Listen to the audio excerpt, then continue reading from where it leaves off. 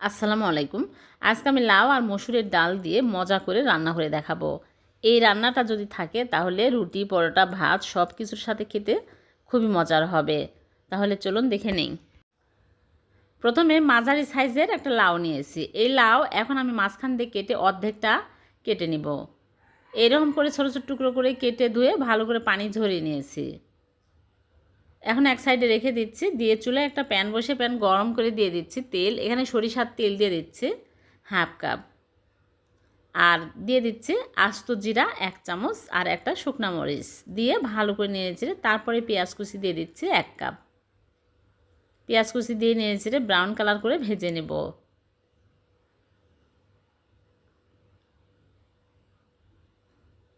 ভাজা হয়ে গেলে এর মধ্যে দিয়ে দিচ্ছি আদা রসুন বাটা 1 চামচ করে দিয়ে কিছুক্ষণ নেড়েচেড়ে কাঁচা স্মেল যাওয়া পর্যন্ত ভেজে নেব। তারপরে একটা টমেটো কেটে দিয়ে দিচ্ছে, দিয়ে নেড়েচেড়ে নিব। আর এখানে নিয়েছে হলুদের গুঁড়া হাফ চামচ আর লবণ দিয়ে দিচ্ছি। লবণ স্বাদ মতো দিতে হবে। এখন ভালো করে নেড়েচেড়ে কষিয়ে নিব। তারপরে এখানে নিয়েছি মসুরের ডাল, হাফ কাপ মসুরের ডাল আধা ঘন্টা আগে ভিজিয়ে রেখেছিলাম। রেখে ভালো করে ধুয়ে পরিষ্কার করে নিয়েছি। এখন এর মধ্যে দিয়ে দিচ্ছি। সবগুলো দিয়ে ভালো করে নেড়েচেড়ে কিছুক্ষণ জাল করে নিব। তারপরে গরম পানি দিয়ে দিচ্ছি সামান্য পরিমাণে, দিয়ে আমি ঢেকে রেখে দিব ডাল ভালোভাবে সিদ্ধ হয়ে যাওয়া পর্যন্ত। চুলার আঁচ লো আঁচে করে ঢেকে রেখে দিচ্ছে। মাঝে মাঝে নেড়েচেড়ে দিয়েছি, সিদ্ধ হয়ে গেছে। এখন আমি নেড়েচেড়ে তারপরে দিয়ে দিচ্ছি লাউ, কাটা লাউগুলো সব দিয়ে দিচ্ছি। সবগুলো দিয়ে ভালো করে কিছুক্ষণ নেড়েচেড়ে নিব।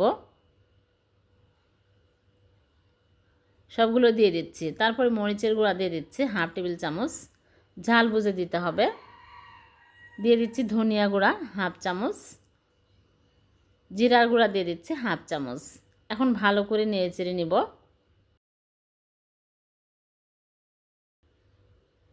তারপরে গরম পানি সামান্য পরিমাণে দিয়ে দিচ্ছি। বেশি পানি দেওয়ার প্রয়োজন নাই, যেহেতু লাউ থেকে পানি বের হয়ে আসবে। দিয়ে নেড়েচেড়ে ঢেকে রেখে দিব। মাঝে মাঝে নেড়েচেড়ে দিয়েছি, সিদ্ধ হয়ে গেছে। এখন আমি নেড়েচেড়ে তারপরে এর মধ্যে দিয়ে দিচ্ছি কাঁচামরিচ কয়েকটা ফালি করে, আর দিয়ে দিচ্ছি ঘি। এখানে 1 চামচ ঘি দিয়ে দিচ্ছি, তাহলে সুন্দর একটা ফ্লেভার পাওয়া যাবে আর খেতেও ভালো লাগে। দিয়ে ভালো করে নেড়েচেড়ে নিব। নেড়েচেড়ে আবারও 5 মিনিট ঢেকে রাখবো। রান্নাটা একদম রেডি হয়ে গেছে। দেখুন এইরকম ঝোল ঘন থাকতে হবে, গ্রেভি থাকতে হবে। ঠান্ডা হয়ে যাওয়ার পরে আরও টেনে নেবে। এখন আমি চুলা থেকে নামিয়ে নিচ্ছি। চুলা থেকে নামিয়ে পরিবেশন করে আপনাদেরকে দেখাচ্ছি। হয়ে গেল মসুরের ডাল আর লাউ দিয়ে মজার রেসিপি। রুটি, পরোটা, গরম ভাত দিয়ে খেতে খুবই মজার হয়, খুবই টেস্টি হয়েছে। এভাবে একবার হলেও রান্না করে দেখবেন, চেটেপুটে খাবে সবাই। খুবই মজার হয়েছে। আর ভিডিওটি ভালো লাগলে লাইক, কমেন্ট, শেয়ার করতে ভুলবেন না। আবার দেখা হবে। আল্লাহ হাফেজ।